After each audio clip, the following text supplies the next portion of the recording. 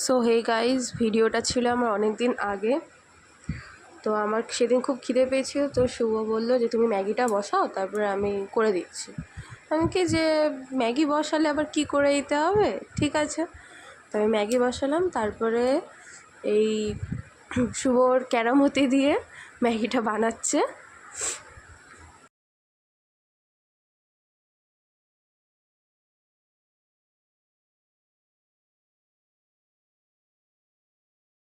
ও ওর মতো করেই ম্যাগিটা বানাচ্ছিল, আমার বেশ ভালোই লেগেছে। তো পরে আমি একদিন রেসিপিটা শেয়ার করে দেবো তোমাদের সাথে।